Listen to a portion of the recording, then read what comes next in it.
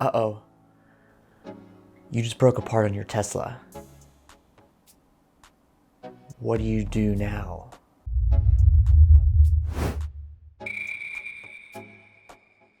Hey everyone, I'm Matt and welcome back. Sorry it's been a while since I've made a video. We actually just moved and it's been absolutely insane just getting everything back together and finding time to make videos.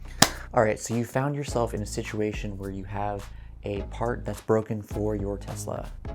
Well, you've gone and done it. This is a feeling very familiar to me. Or maybe you're just unlucky and your warranty recently expired and something broke. Well, how do you get replacement parts? Who do you buy the replacement parts from? How do you fix them? Well, those are things we're going to be talking about in this video.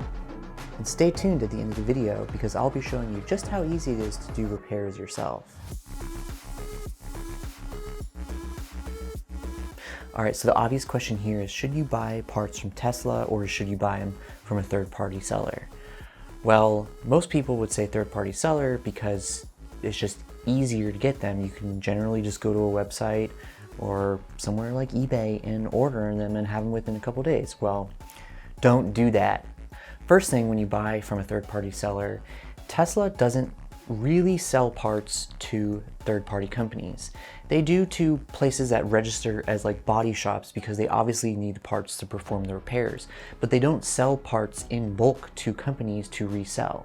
So when you are getting a very specific part off of this company off eBay or whatever obscure company you found on Google, they're mostly getting those parts from salvage vehicles.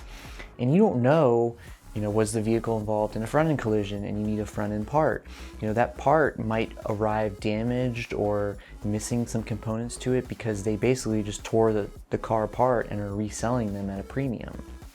Now, if you buy your parts from Tesla, yes, it does take longer to get them, but you can get them and they're going to be new. Also, this is probably going to be the biggest shocker to everyone, but Tesla parts are cheaper when you buy them from Tesla. You heard me say it. I have bought many parts from Tesla and I have bought parts from third-party sellers. And every single time I buy the part from Tesla, it's at cost. Now, if you don't know what at cost means, it basically means Tesla sells it to you for the price it costs them to make it. They're not trying to make profit off of parts. They're not in the parts business like other car companies are. And I have a perfect example for you. Now, I recently bought 4 parts from Tesla. Pro tip, if you're ever trying to load in many bags of concrete into your car, don't put them all on your sub-trunk cover. Now, we didn't actually break the cover from overloading it, but we broke the little side support brackets that hold it on, hold the cover in place. It's different on the Model 3 design. On the old Model X, it's actually like a physical plastic piece. That piece snapped and then the cover got jammed in, and when we tried to pull the cover, we actually broke the cover. So we needed to order 4 parts to replace that. This is the sub-trunk cover that we broke.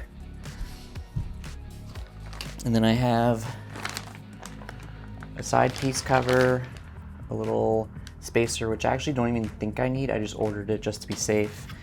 And this piece. And I'm going to show you how I figured out what these pieces are, how you can figure out what pieces you need, and actually how to order them. But first, I just dropped that piece. But first, let's talk about prices. So, the sub-trunk cover that we bought, $125 new. The spacer piece that we don't know if we need, $3.30. The support load floor, which is, it's in a bag, you'll see it later more. It's a decorative cover, that's what the actual sub-trunk floor sits on, $4.40. This support bracket, which looks like it might be kind of an expensive part, it actually goes in the wall of the vehicle, $8.80. Total price for all 4 parts, $141.50. That's cheap. All right, so to show you the comparison with third-party sellers, I've got all 4 parts pulled up here. This one I could only find on eBay, and look at this. It's damaged. Damaged sub-trunk cover, $279. eBay, the load support bracket that I bought for $8.80 new from Tesla. Look at this, it's damaged. That's broken. $90 on eBay. We also have one that's not damaged from this website for $70. This decorative cover, which isn't even compatible with the one you buy from Tesla because they send you the new ones, $30. And this is the only one that's even moderately reasonable. That spacer that I got for $3.30, they're selling for $6. That makes sense, it's a small part. But if you add all that up, your cheapest option is over $400.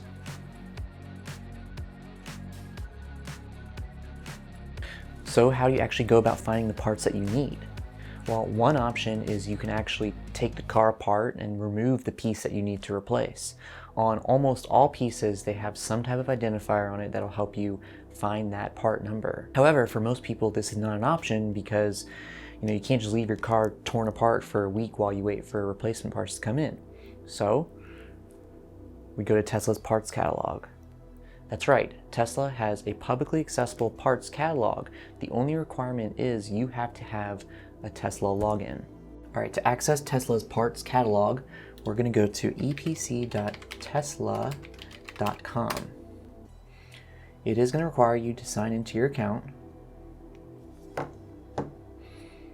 All right, once you're in, you have 2 ways to find parts. The first one is you can literally just search the part number that you get off of the part you broke, or the more common way is to go to catalogs. And catalogs lets you select Tesla vehicles, the model you need the part number for. I'm gonna do the X because that's the one we need the part for. And then if there's any variations to it, for example, 3 right now doesn't have any variations in the parts catalog. The X has a date range, so I'm gonna select that one because it is the older X. And then you're presented with different basically areas of the car to pick components from. I mean, you can buy a lot of different parts, or at least you can see the diagrams of how all these parts exist in the car. It's really quite incredible. Just as an example, like, look at this. It's got every single nut and bolt that you need. So you can find almost everything you want. Now, on this one actually took me a little bit of time to find, but this was under interior trim, carpeting, and mats. And then we have some subcategories here, and we have trunk side finishers. And a lot of this is just going to take, going back and forth and clicking on different diagrams until you see or recognize the part. This part number 14 is that $8.80 part that I was talking about, and this decorative piece that goes over it. Now, something that's important to note is sales restriction. So anything that's listed as over the counter, no VIN, means that you can order it from Tesla without them requiring that they install the part. Some parts, if you purchase them, they will sell them to you, but they will require that you have a service appointment and Tesla does the install, even if you're out of warranty. Now, every part I've purchased to date has been over the counter, no VIN. I think you're going to get into those restricted components once you're going into like electrical systems or things like that could actually cause damage to your car, compared to just a trunk side finisher. No one really cares about that. So 14 is the part we need. So I'm going to scroll down to 14, and then there's 2 versions of it: bracket load floor support, the left hand one and the right hand one, and then the part number. That's what you need. So once you've figured out all the parts that you need, the question is, how do you actually place the order for them? Well, you do this in the app. For parts, you're going to go ahead and open the Tesla app. Select the service section and then actually request service. Scroll down to the bottom and select other and choose something else. Now when you're filling out the request, all you're gonna do here is list the parts you need, the part numbers, and the quantities that you need. And then simply state at the end that you do not need them to install them for you. You just want to purchase the parts. Once you've completed that, go ahead and select next and then schedule your service request. And that's how you order parts. It's really not that hard. It takes a little bit longer, but you will save money and you know you'll be getting good parts. So I did promise earlier that we're gonna be going out to the Model X and we're gonna be performing a repair using the 4 parts that I've already purchased. Now, something I wanna mention is that I have not done any research beforehand or taken anything apart yet to figure out how to actually do this repair. We're gonna be figuring it out as I'm recording it. And the reason I'm doing this is because I want to show you all how easy it is to actually replace your own parts, you know, assuming it's not something that like you need heavy machinery for, or it's like some crazy electrical component. The only thing I've done is looked closely at the parts to figure out what I needed to order. That's it. Let's do it. All right, so we're out at the X and I'm gonna show you guys exactly what happened here. So place some concrete on this. This is actually the new sub-trunk cover. But this part right here, and that plastic piece holds the sub-trunk cover in place. And sorry, I'm holding a lot of things right now. So that piece holds the sub-trunk cover in place. It actually snapped off. That's the decorative piece, but I can't get a good camera shot of it, but inside that plastic, this piece actually snapped off as well. So this whole piece has to be replaced. So we're gonna figure out how to do that. Okay, so just looking at this, I can tell that obviously we need to get this carpet off because it's covering the part, and this is screwed in to the actual piece itself, it appears, so we can't do any of that until this is off. Now I'm just running my fingers along the edge here, and I can tell all this plastic trim up here and around the edge is covering the carpet, and then the carpet goes down low.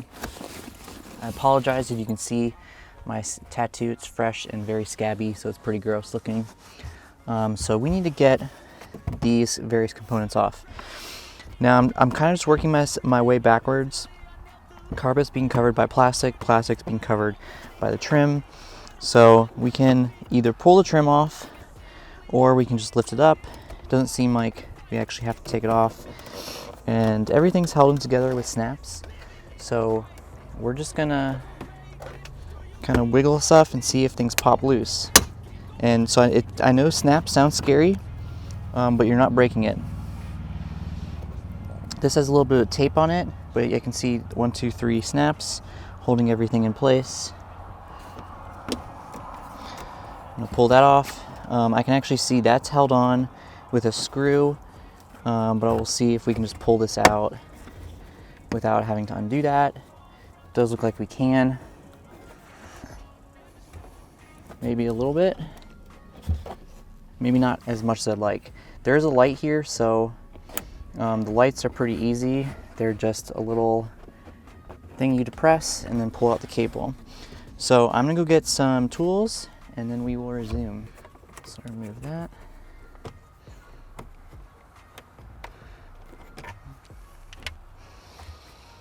And then we have one of these little pop rivets.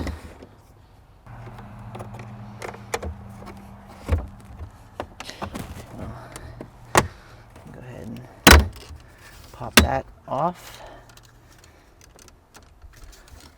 At least enough to do what we need to do. And then I can see the carpet's actually going underneath this piece as well. So that has to come off. I actually don't think we need to take this piece off, so I'm gonna put this rivet back in. Next, it looks like this trim, this like trunk trim cover right here is actually holding the carpet down. So we're gonna have to remove that, which means we're gonna have to remove the trim from that side as well, so I can get access to this Torx screw.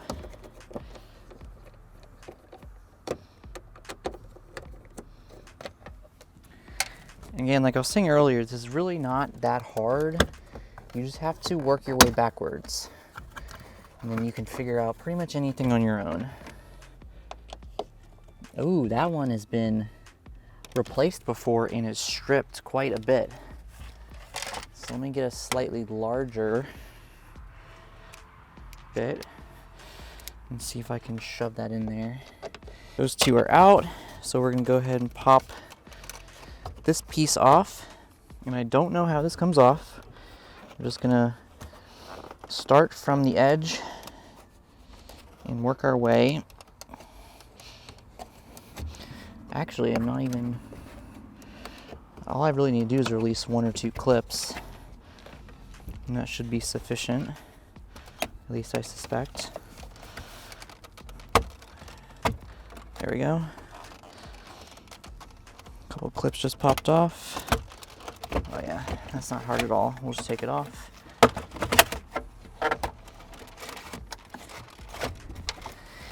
So one thing I don't like about the X is you really have to take a lot apart in order to repair very basic things.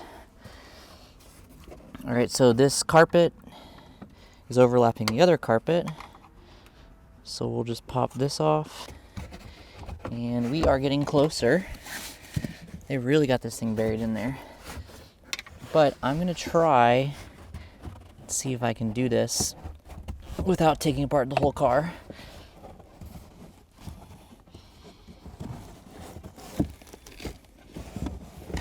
Just lifting up the sub-trunk carpet a little bit. Oh yeah, it just peels. Okay, we're gonna take that out. So I'm just gonna remove the sub-trunk carpet. It looks like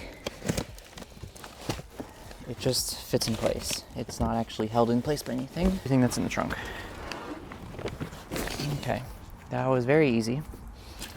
All right, this is much better. So now, should just be able to get this guy out of here. Okay, so this is held on. This actually goes through the carpet. So I'm gonna pull that out carefully.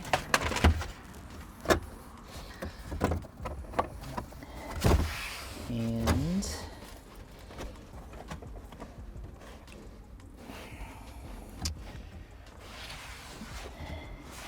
it's hard to tell.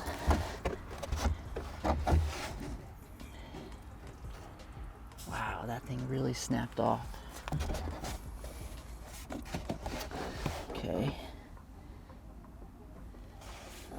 So that is held into pop rivet, this decorative piece. So I'm just gonna pop that. All right, broken old piece removed. And I'll just show you. So Tesla does update their parts, and they will send you the new ones. I don't know if that's in focus, but this one has a tab, this one has teeth, but the new piece I ordered has the teeth, so it's compatible. I apologize, I can't really see behind here, but instead of taking everything apart, I'm just gonna make my life a little bit easier and just hold this back. This piece is held in with some pop rivets, so I'm just gonna pop those off. Attached. Something's holding it down that I can't see. Oh, there's a connector. There we go. That's the broken component. That's what 200 some pounds of concrete will do if you don't do it right. All right, so now we're gonna install the new component. So we'll put this one in first.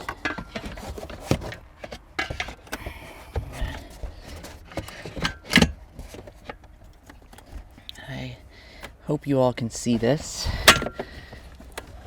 I'm just connecting a connector back that I had to unplug. And then 2 pop rivets, connectors in. Okay. And then the last piece This will just snap on. Beautiful. And then this little luggage hook just squeezes through there. Okay.